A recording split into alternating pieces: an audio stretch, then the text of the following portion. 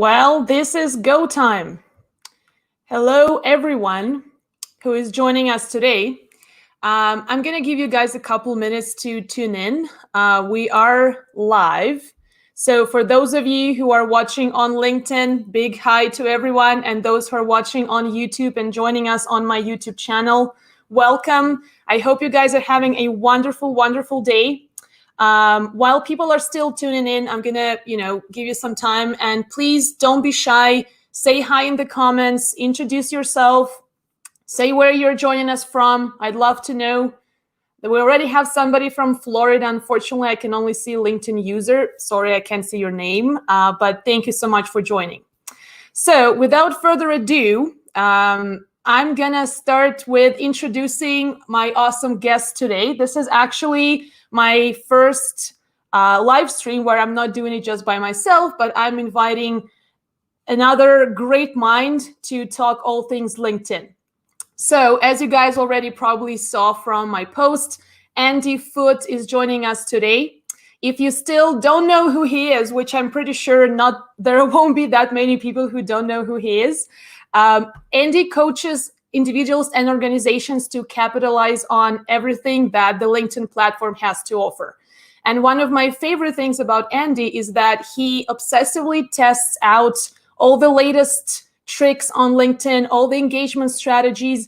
And the best part is that he shares all of his expertise and insights consistently on LinkedIn and also on his blog, linkedinsights.com. If you haven't checked out his blog, please do so. I highly, highly recommend it. I refer people to Andy's blog literally all the time. There isn't a day when I'm not talking about his blog because it's really top-notch, top-quality information. Also, recently, Andy launched his podcast, Footnotes, where he interviews other people, shares a light on some interesting stories, on perspectives, on all kinds of topics. So if you're curious, please go check it out. And I'm going to bring Andy on. Hi, Andy. Hi, Anna. I can't believe I'm your first live guest on LinkedIn. I know. StreamYard. Whoop, whoop. That's fantastic. Thank you so much for joining me today. This is going to be an awesome conversation. I know that a lot of other people are looking forward to it. And I'm super excited to have you as my first guest. I think we're making history here. Well, at least for me, we are. So thank you so much. It's an honor and a privilege, Anna. Thank you so much.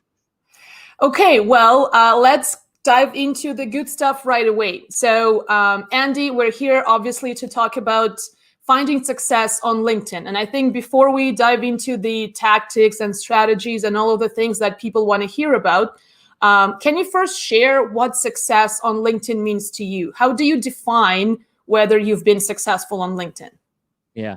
So I think there are numerous things that I look at in terms of defining success or recognizing success. Certainly, it comes down to profile visits, right? If you're being ignored, if you're not doing anything or anything great or good on the platform, then people aren't going to check on your profile. They're just not going to visit. So that's certainly a litmus test. I look for that kind of steady interest in my profile page, and it'll undulate, it'll go up and down, and that's fine. But if it was low or cratering or just not defying gravity, then I'd be worried. So I look at that. Certainly that's one. I look at also who is reaching out to me to either follow or connect, right? Who's punching through the follower wall and reaching out to connect? I'm obviously looking for potential clients, absolutely. So people that I can help, but also people who can help me. So I've got my own formula for deciding who I want to be as a first degree. But the follower count, yeah, it's to an extent, it's a vanity stat, but we don't have many stats that are on LinkedIn, so we should certainly try and understand them without a doubt. And it's confusing because the follower stat is actually commingled with connections, and so LinkedIn I think makes that fairly confusing. What else do I look at? Well, certainly when I'm producing content, I do look at views, but views are, of course, impressions. They're mere impressions, right? Someone has apparently scrolled past something in the home feed, right? So it's not a click; it's a mere impression. I keep an eye on that whenever I'm posting something, so I have an idea of, yeah, okay, that seems about right. I'm glad that I reached that kind of view threshold.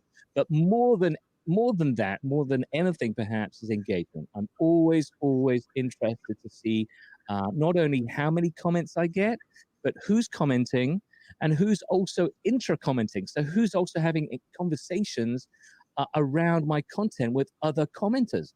That's really, really cool. And when I see that, I liken that to basically pop-up groups. That my content has generated multiple pop-up groups because people are coalescing and they're communing around content that I created, which is pretty cool.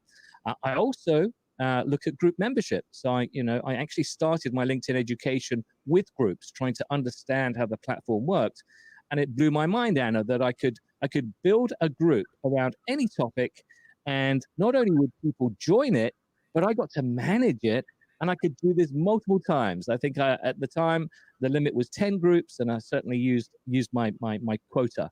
So group membership is still a thing that I keep an eye on, because all of my groups are still growing. There's people are still wanting to join them, despite the fact that groups are the group's product is in such a malaise right now.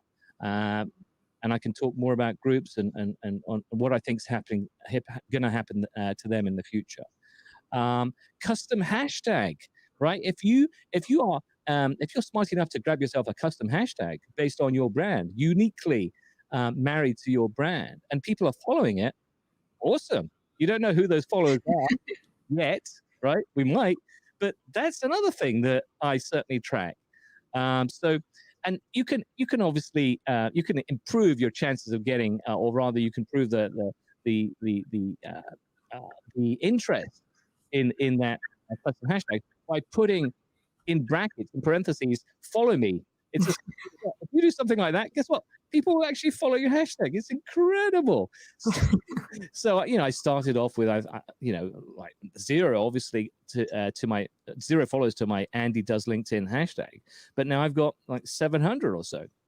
So that's steadily building, and it's building because I think that eventually that'll become quite important.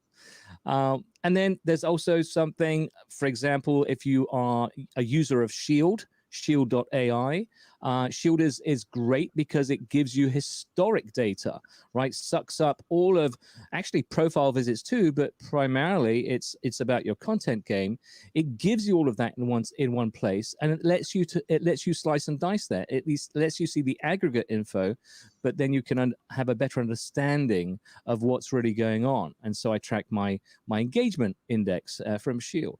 So those are some of the things that I track and keep an eye on, and I encourage my clients to do the same. That's awesome. Thank you so much for sharing so many details right off the bat. And I love that you made this important distinction between like vanity metrics, which are still important, obviously worth paying attention to, but actually looking for the meaning behind that and the things that you can do with those metrics. Meaning, can you convert those into conversations, into new connections, into opportunities?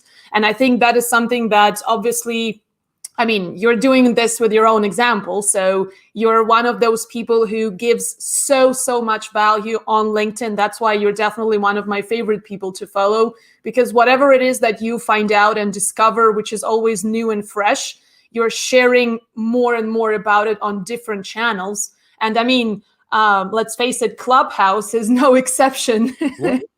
What's Clubhouse? I've never heard of it, and I've no idea of what you speak. Yeah, so for those of you guys who are still not on Clubhouse, first of all, there's a Clubhouse addict in the house, so watch out. Yep, that's him right there. But seriously, Andy is hosting, with a couple of other content creators, hosting a LinkedIn mastery group where every single day, literally every single day for over 20 days, They've been giving, insights, sharing expertise, and helping other people master their LinkedIn game. So if you happen to be on Clubhouse, or if you have any interest in joining, please do find that group on there and follow all the creators who are contributing. But going back to our conversation, Andy, so you talked, like the first thing that you mentioned were profile views. And I totally agree. I think it's one of the most important ways how you can measure, am I at all getting any visibility, any attention on LinkedIn? And I work with job seekers. So a lot of the times I talk about optimizing profiles and strengthening, your branding on the profile. So I'm curious, what do you think is the most underrated hack or trick or whatever we can call that can help people strengthen their LinkedIn profile? Right. So in my estimation, I think there are probably three in terms of falling into the underrated category for the profile, in terms of putting your best foot forward, in terms of impressing, standing out from the crowd, and I think certainly doing something different or creative. And I think the banner is certainly one of those, right? Because I mean, I don't think there's any excuse really. I consider myself a laggard because I only just discovered Canva last year.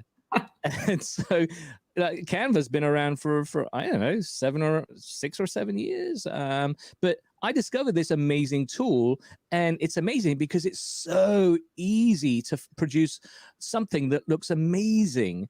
Looks like you are a graphic designer. That's how easy it makes it for you, and you can look unique, and you can look polished, and it does cool stuff, like it gives you templates.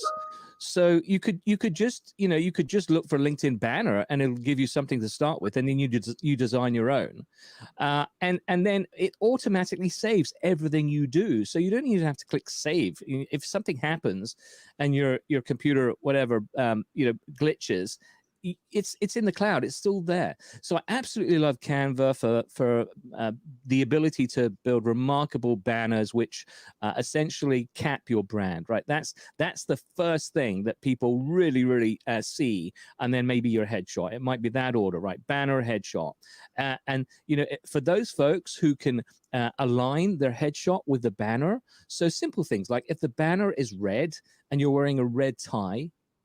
Yeah, people see that and they appreciate it. It's like, yeah, John has figured out branding. He understands exactly how to come across in the best possible way, right? So, I mean, headshots is a whole different category, but the banner is, I think, certainly an underrated potential win-win. Definitely get yourself Canva, get a free version and see how far you get with it. But I strongly endorse people fixing that. Don't. Just because you're in Chicago, I don't care about the Chicago. I love the Chicago skyline, right? But if you're putting your Chicago skyline in your banner, and you're not like working for the tourism agency, or you don't have Chicago, as your job or as part of of what you do wonderfully, then sorry, that's lazy. It just tells me that you're in Chicago. You could tell me that in your profile in the info section, right? So think about how can you brand yourself in a way that stands out, that makes complete sense, and impresses the folks with your understanding, your grip of branding. The other tool, which is a relatively new one, or not tool, but facet of the profile page that I think is underrated and perhaps misused, is the pronunciation button, right? How to pronounce your name. Now, for folks who don't have a terribly hard name to pronounce, mine is fairly simple. I mean, the E is silent. I think most people get that. So instead of saying Andy Foote, sorry, right? I put some music in there. I put my favorite track in there. You only get 10 seconds, but it's there. And I hope when people click on that, they go, oh, that was unexpected. Oh, quite nice too. Well, I like the way that Andy's doing this creatively, right? Some people are using it as a pitch. I don't mind that too much, but it's not terribly original, right? I mean, yeah, I'm sure you've heard many people pitching in the audio button too, Anna. So if you've got a hard to pronounce name, I get it. You're going to use it for that. If you're going to pitch, then pitch differently. Be really creative in the words that you use in that 10-second period. And yeah, music. Oh, why not? I mean, if it's something that you love and will make people sort of smile or relax or whatever, then that's also job done. And then the other thing, of course, the other element that is definitely underrated from where I'm sitting regards to the profile page is your headline. Your headline has to really make an impact. If you think about the three elements of your persona on the LinkedIn platform, the three that everyone sees whenever you're out in the LinkedIn comments, right? Whenever you're commenting, as an example, what do they see? They see your name, your headshot, and your headline. You better make sure that all three of those are working for you. By working, I mean they've got to make the people click. They've got to have them come to your profile, right? Otherwise, you failed. You failed, right? So you must do that. Now, your headshot, yeah, you got to fill that circle, mostly with your face, because it gets tiny in comments, right? You can see how small that bubble is. So make sure your face is like 75 to 80% dominating that circle. And, do yourself a favor. Don't put anything crazy in the background, which is, can distract from your handsome, beautiful face. Make sure it's a great photo. My photo is basically, I think, number 78 of a bathroom selfie using portrait mode of my old iPhone X. I mean, that's all that is. And everyone, I think, if you don't have a great phone, then borrow one, right? Get that selfie and get it done. I would have had to pay hundreds of dollars, right, for that portrait. And COVID era, of course, you can do that in your bathroom, and do it now, folks. So yeah, your headline, the name, by the way, I do mine differently because I've realized that most people, probably over 90% of folks, do not capitalize their name. And some people probably don't do it, may think it's controversial, may think that I'm shouting. I say I'm announcing. Next time you look at the subtitles on TV, 9 times out of 10, you'll see that it's capitalized, right? So I am announcing. That's all I'm doing. I'm not shouting Andy Foote. But I'm doing that also as a tactic to get attention, undoubtedly, because most people are not capitalizing. I think we think conventionally, we think, okay, it's going to be uppercase A, uppercase, L, and that's it, right? But no, you don't have to do what everyone else is doing. So the headline is the final piece, Anna, in terms of what I think is certainly could be hacked for success. I prefer slogans. I love slogans, and I think a problem with headlines that I see consistently now is that most people, when they realize, oh, I can now have 220 characters, well, I'm just going to shove everything in. I'm going to use all of that space. And unfortunately, the downside to that is, meh. It's like, hey, what exactly do you do? Because there's this, and it's separated by pipes, right? It's like, where's the main thing that you do? Make it really easy for the people reading that, right? So copywriters, they follow the 4U rule, okay? So it's got to be urgent, unique, useful, and ultra specific, right? So you've got to get them to click now because they won't click tomorrow. Urgent. Unique. If you're the same as everyone else, why would they click? Useful. They'll only click if there's something in it for them. Ultra specific. You've got to know your audience, right? So some examples that I like. There's Laurie Boxer says, my clients lose weight in the no bullshit zone. That's a good one. Right. And you can get as creative as you want. There's Paul Nocci says, copywriter, not a doctor. Now to me, that's funny because he's basically saying, yeah, I'm a copywriter, but my mum wanted me to be a doctor. That's what that and it's funny and it's unusual and it's also brief, right? The more succinct and punchier you can be, the better. I mean, that's That's pretty amazing if you can pull that off. So, I mean, there are lots out there. One of my favorites that I also wrote about is from Cindy Gallup. She says, "I like to blow shit up. I'm the Michael Bay of business." It's like bang, right? Mic drop. Right? There's no one else that does it like Cindy, and you will remember that headline. Ask yourself, do you think your current headline is working for you? By working for you, bringing people to your profile, you can map that. You can ask them, by the way, did my headline make you come and visit me, right? And B, will you remember, right? Will you be remembered by your headline? I'm so glad that we're talking about headlines. We actually had one of the questions in the crowd from Molly. She was asking about recommendations for writing a headline, so we pretty much already answered that. What I was going to ask, what are your thoughts on kind of finding the balance between like that standout slogan type of thing, like the stuff that you were talking about with examples, which I also personally love. Like that's something that always gets my attention. But I think a lot of people, especially the ones that don't really sell their own service or product, and are mostly on LinkedIn for career/job search purposes /networking, of course.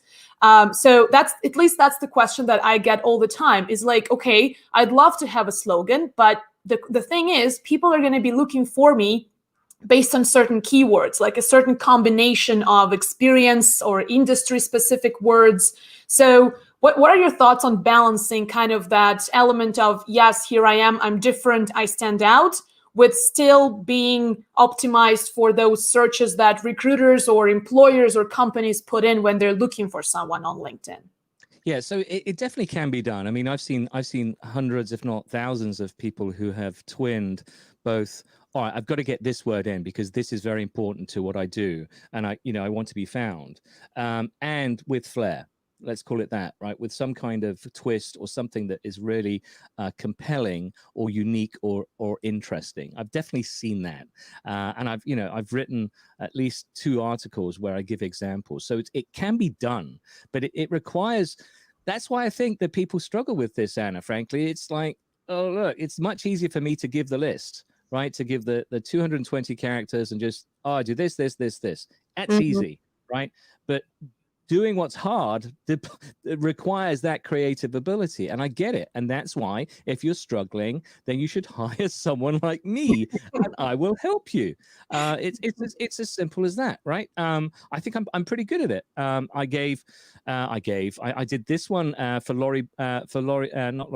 Mary Rose Maguire. I am to marketing what oxygen is to flame, because of what she told me about how she does things, and something that I perhaps saw in her about section. So there's a way to do it. On keywords, I am less concerned about keywords in the headline.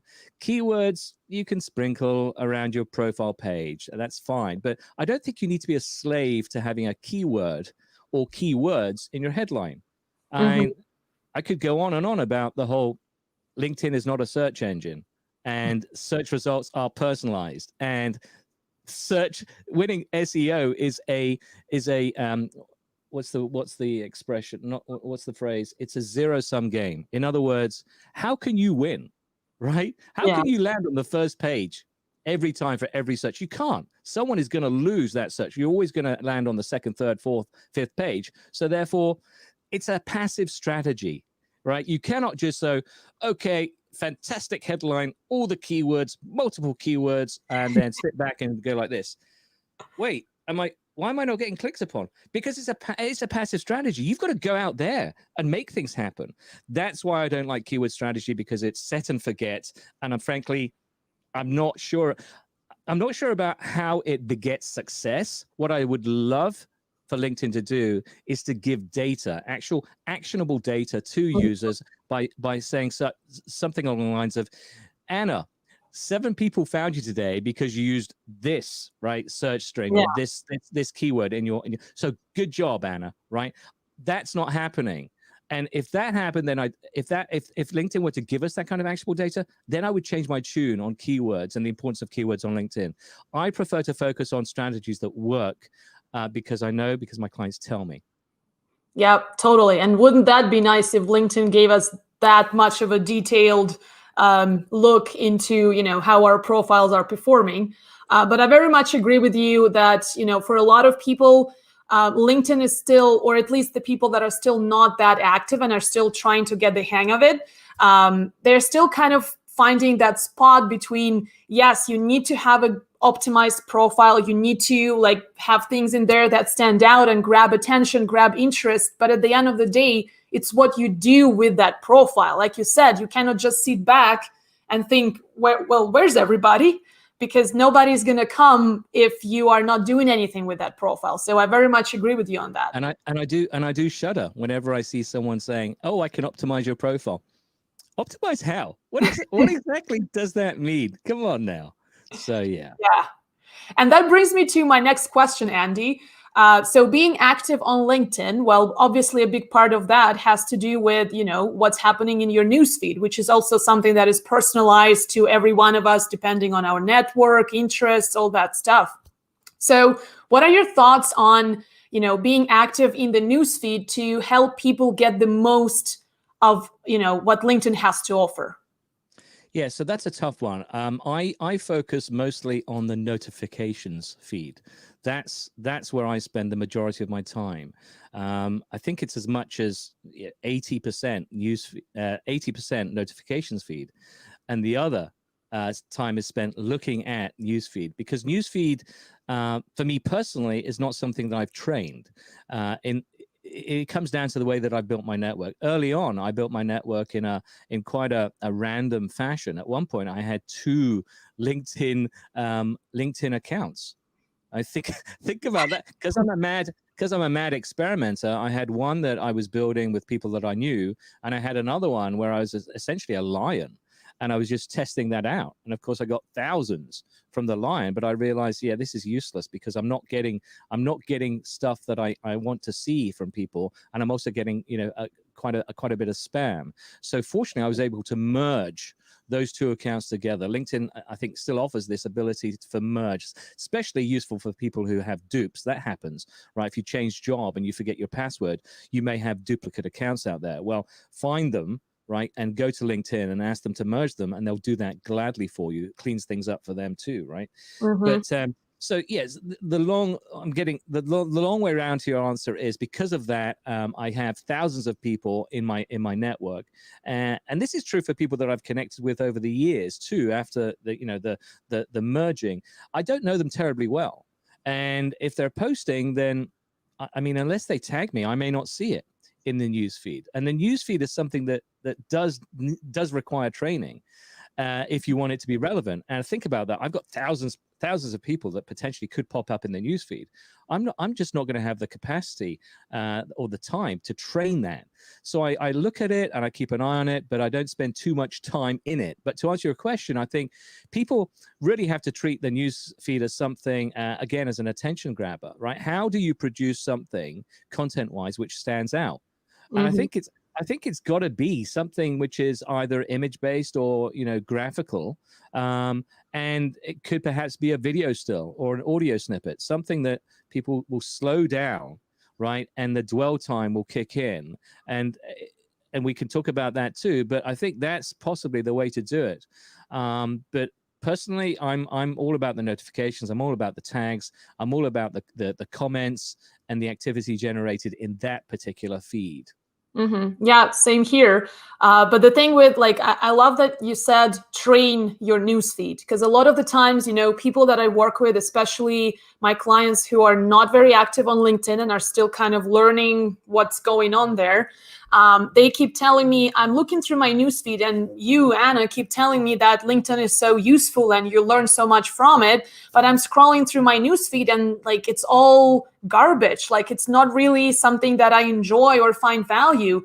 And my answer is always, well, it took me years to train my newsfeed to be 80% insightful information that I genuinely enjoy consuming. And most importantly, I don't just consume in terms of, oh, here's a nice post, I read it and wow, thank you, but I actually engage. So I'm showing to the algorithm, hey, I like this. This is the type of stuff that I want to see more of. And that's, I think, what a lot of people still don't realize in terms of, if you want to get the most out of LinkedIn, While LinkedIn is not a mind reader, tell the platform what you like and what you value and appreciate. And then maybe in a few months, once the algorithm catches up with that, you'll see more of that type of stuff in your newsfeed.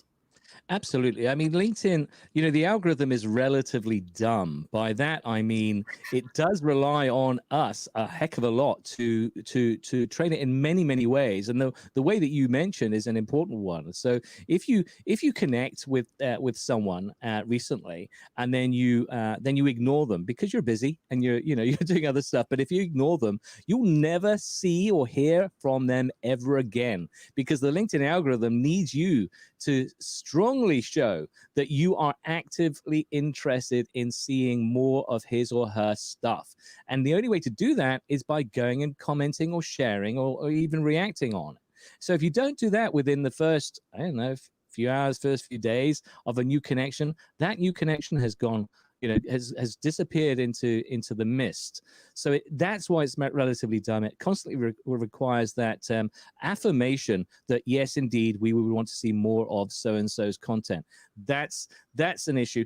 That's not an issue, but that's just the way it's been set up. What it doesn't do, for example, it doesn't show us the folks that are producing amazing content that is trending, right? That other first degrees are actively commenting on or reacting on and having conversations now. Doesn't show us that. That would be amazing. Think about that, right? You produce something, I wouldn't necessarily know unless I'm tagged directly into it. But if you produce something great, which you do on a continuous basis, right? And LinkedIn gives me a notification saying, hey, guess what? 60 people, 60 of your first degrees have just commented on Anna's post about X. Want to see it? I mean, why doesn't it do that? It's just, it really annoys me that we don't have this kind of insightful nudging towards great people and great content. It's missing, and I think that's one of the reasons why the newsfeed is such a hodgepodge of different content. Right? They're focused on, okay, well, how can we algorithmically fix that issue, and they're not thinking about other opportunities, other ways to achieve more or less the same thing. But yeah, and I would also just say lastly about the newsfeed, play to your strengths, right? Certainly, if you're a great video creator, if you're a podcaster, if if you can design something really really compelling visually, then certainly go ahead and do that and see how it fares in the newsfeed, and then train it if you have the time, if you can. But personally, I'm about the notifications. Yeah, but actually it would be super cool if LinkedIn did something similar to YouTube, where when you're subscribing to someone, you can then allow those notifications, right? So that's what you're talking about. Every time someone, like that person, shares something, I get notified. But for now, the connect or follow button does not do any of that. That's why anytime somebody reaches out to me and says, I want to connect with you because I want to see more of your content, I'm like, we can connect, but you're not going to see more of my content unless you engage with my content on a regular basis. Absolutely, because on the one hand, I get it, right? The algorithm is there because frankly, there are, I think, 50 or 60 LinkedIn editors. They just don't have the ability, they don't have the time or the way to understand, all right, what's the best content right now, or what's the most relevant content to Anna or to Andy. They don't have the manpower to do that or the tools to do that. The only tool is the algorithm. The algorithm acts as a funnel, so it tries to funnel, from all of the stuff that gets produced. It tries to funnel that to a proportion of your audience that they think, well, they don't even think it might be relevant. They're just going to test its relevancy. So if you have X thousand followers or connections, right, the algorithm is only ever going to serve a tiny proportion, let's call it 1 to 2% of your network, and I'm calling connections and followers your network for this purpose. They're only going to test it on a tiny proportion, and based on that initial test, they will then retest to give another round of testing, another batch of testing. Based on that next batch, they'll continue, and so on and so on and so on. So it's constantly testing, right? LinkedIn has not figured out a way. The AI is not smart enough to figure out a way to look at the content itself based on all of the mountains of data that they already have. Unable to do that, apparently, of saying, yeah, this stuff by Andy is good. Well, this post by Andy is as good as the post he did last year on a similar subject or something different. So yeah, we're gonna boost it. We're gonna send it out to Anna, who commented on it, multiple times, or last year, or whatever it is. So they're not doing that. It's just this testing, and then eventually it fizzles out. Yep. Yeah, that's very true. I'm noticing that we had a couple more questions about profile headlines. So guys, for those of you who want some specific information, Andy has a brilliant article on his blog, so linkedinsides.com, with where he shares those kind of cool and standout examples. So you can just go on there and read that article. I can guarantee you'll learn a ton. We have a couple more questions. This is a good one. So Andy, can you clarify the myths about how often one should post on LinkedIn? Yes. So by myths, I'm presuming that there's a notable influencer by I think his last name begins with V, and he his style is very much, I think. It's very, very present. Let's put it that way. It's like you got to be posting like multiple times, and you've just always got to be present, no matter what. And the problem I have with that approach is that, well, we don't all have a team as large as his, right? Number one. And number two, I worry about the quality of the content whenever there's pressure to produce something just for the sake of being present. I personally, and advise my clients to do the same thing, just publish when you're good and ready, right? When your article or post is finished, when you're 100% happy with it, that's when you post. Can you be smart about it in terms of knowing your audience and time zones and, historically, right? How well has content done when you do it, when you release it on a Monday morning as opposed to a Sunday afternoon? Sure. Right, you can do that too. But in terms of the cadence, my own cadence is when I'm good and ready, and usually it's maybe 1 or twice, 3 times, sometimes a week. That's about it. There's a very smart LinkedIn trainer called Richard van der Blom, who has now produced 2 algo reports. Look at Richard van der Blom's profile, and the second algorithm report covers many facets, and I think both did too, but certainly looked at cadence and how often you should post. And he found that his research found that if you're posting too close together, so in other words, not leaving at least 3 hours between posts, then your reach is going to get cut, is going to get dinged. So if you're a frequent poster, don't do it back to back. Leave at least 3 hours. But I personally, have a much more relaxed approach to how often one should post. I think do it for quality. Don't just push stuff out there because you think, oh, okay, got it. It's 9 o'clock and I haven't posted. I personally would not recommend that. Yeah, I totally agree. My approach is very similar to yours in that sense. I think you can always see, like, kind of read between the lines and see that the post was posted just to post something. And I think that it's better not to post anything if that was the goal. And if you're posting, then post to actually share some value. Absolutely. I mean, if you're getting engagement on that kind of a cadence, good for you, right? But I see this when I look at people's activity section. I see basically low engagement and low reactions. And I'm thinking, yeah, I know what you're doing. Yeah, it's going to be tough getting high engagement on posts that are just there for posting cadence. Anyway, we have some good questions coming in, guys. By the way, if you have more questions, feel free to start typing. So, question from Jeff. Andy, what are best practices for the featured section? Yes. Did you see the one below that? Can we balance audio a little? Anna is louder than Andy. Interesting. Wonder what I can do about that. Yeah, I tried to adjust your volume and I can't, unfortunately. Oh. Let me see here. Well, let me try and speak close to the microphone, see if that helps. Okay, right. The featured section, Jeff. So I think best practice for the featured section are certainly it wants to be your best stuff, right? I think it's got to be like your showroom for essentially flexing your muscles in terms of professionally what you want to be known for and what do you do very well. So highlights, use it as a highlights reel in that way. But also I want you to think about the visual side of it, right? If it's something which is text heavy and not going to get clicks, then I would not want to put something there, regardless of how proud you are of it. I think it still has to be visually compelling. So if you take a look at mine, you take a look at Anna's, you'll see that that's what we're doing there. We're making sure it's visually exciting and interesting, and also it's our absolute best stuff. And then you basically get two boxes, and then you get a third of a box.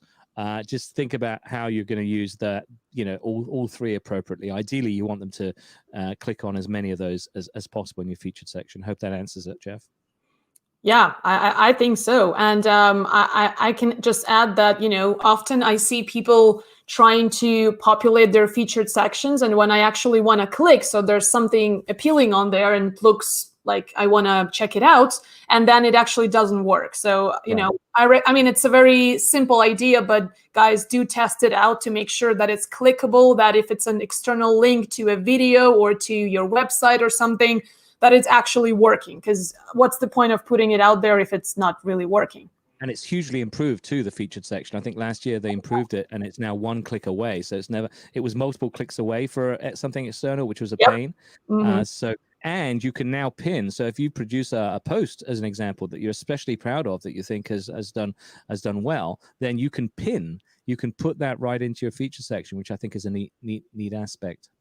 Yeah, definitely. Another question from Michelle, someone looking for work after a layoff. What are your thoughts on the open to work banner? Ooh, I have some thoughts on this, but I want to hear your take, Andy. All right. So great question, Michelle. Thank you. So I'm not in favor of the green circle, the banner, and I'll tell you why.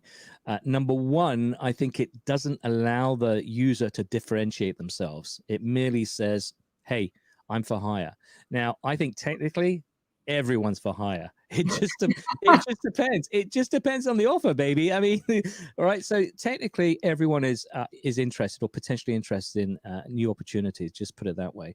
But by differentiation, by lack of differentiation, I mean that it's just a green banner, and I think it's easily dismissed because of that. I would much prefer job seekers to lead with strength and specifically what makes them an asset. Why should they hire you instead of the next guy or gal? That's what you need to focus on. I don't think the green sash does that. I don't think it actually draws people to your offering, to your profile page by itself. You need to do more than that. And I think also it can be dismissed. I think it can be easily dismissed because we all know that there's a bias against people who are out of work currently. That's another issue. So I see it figuratively as people being on their knees and begging, and I would much prefer them to be positive and, hey, I'm the you know what. I've got it going on, and you're not gonna hire me. Are you insane? That's what I want the impression to be, rather than the former. And I actually did a poll when this came out, Anna, and you probably saw it. And I asked about the green banner. I said, good idea or bad idea? And it was pretty close, but it was, I think, by 2% or so, 2 or 3%, people said bad idea. Now, what's more important to me than just the vote was that a lot of my pals in the career game, career advice game, like yourself, Anna, basically were no. In the voting that I, as the poll author, could see. So yeah, I think also, I mean, a little controversial, but I think this is something that satisfies LinkedIn's PR game, right? Oh, look how we're helping job seekers. And I think it ticks that box rather than actually helping job seekers. Just my opinion. I very much agree. And I remember that, Paul, because I was part of it. I was one of the no voters on there. And I looked through kind of the votes and everything. And I think it was still early when you still just published it, and I was one of the first few people to engage. And I found that a lot of the job seekers, so the people who do seem to be open to work once you go into their profile, they were saying that it's helpful, whereas people who are more on the hiring side of things, they were saying no. So I'm thinking that's kind of the distribution of all the votes on there. But Agreed. great question, Michelle. So thank you Yes, so much. thank you. And I think the last question we're gonna take today. I mean, we can't avoid the topic. I'm sorry. Oh my goodness. So how do you think you can best leverage your Clubhouse presence to help collaborate more on LinkedIn? And to preface your answer, Andy, just to give people a little bit of a context, because we had some early questions when we just started the stream on what Clubhouse is. So not everybody knows yet what an awesome app Clubhouse is. So could you start with maybe briefly saying what it is and then answering Merlinda's question? I'd be happy to. Thank you. So Clubhouse, I think started. It started last, I want to say May, June, and it's a startup. It's a startup still, and they call it an audio drop-in. So it's an audio-only app, or rather, it's a primarily audio app that has this digital interface. It's right now, it's only iOS right now, and it's in beta. So you can register your username, and then you're going to have to wait unless you're lucky enough to know someone who's already on the app, in which case they can find you in their contacts, in their address book section on their iOS device, and then they can send you an invite if they have an invite. But it's predominantly audio. It's essentially like an audio conferencing app where you have people who are moderators. They get to control who gets the mic, and then you can get up on stage, you can ask questions, you can contribute, and then there are other folks in the so-called room, and you can see all this on your device. And what's really, really neat is not only do you get to do your thing only by voice, but you can also see a ton of information about everyone else who is in the room, including people on the stage and in the room. So ask yourself, when was the last time you went to a conference and you could see all the names, titles, bios, and social links of everyone in the room? That's what Clubhouse is. Awesome. Again, guys, if you're not on Clubhouse yet, just like Andy said, it's only for iOS devices, and the whole invite system makes it a little bit tricky to join. But if you do get an opportunity to join, I think you're going to get so much value out of it. You can join LinkedIn Mastery Room, where every single day you can learn so much about LinkedIn, and there's like all kinds of topics and discussions happening on Clubhouse. And Android is coming. So the LinkedIn founders, there's two of them, and I forget the guy's name, but he was basically saying that there's an Android version coming. They just have to build out their team because there's only 9 folks that work there right now. They don't have an Android engineering team yet, but that's apparently coming. Well, Android users, stay tuned, I guess. Indeed. Andy, this was a fascinating conversation. I don't want to keep you here any longer. I wish I could, but I think we would stay here for many more hours. Guys, please let us know in the comments if you enjoyed this conversation. Send us a thumbs up or say thank you to Andy for his insights, for his expertise. And like I said in the beginning, if you're not yet following him on LinkedIn, please do so right now. Find his profile, click follow, reach out to him, and trust me, you'll get a ton of value just by following his daily content on there. Andy, once again, thank you so much for joining me today. It was such a pleasure. Yes, it was such a, I'll see you there in 10 minutes. Anna, it was such a pleasure, my friend. Thank you. And guys, thank you so much for joining us today. If this is the first time you're stumbling upon my profile, give me a follow as well. I promise I can invite a ton more interesting people on here that we all can learn from. And I'm planning to do live streams pretty regularly. Well, so far I'm doing them every single week. So feel free to tune in and join the conversation. Let's learn together. And I hope to see you soon on LinkedIn.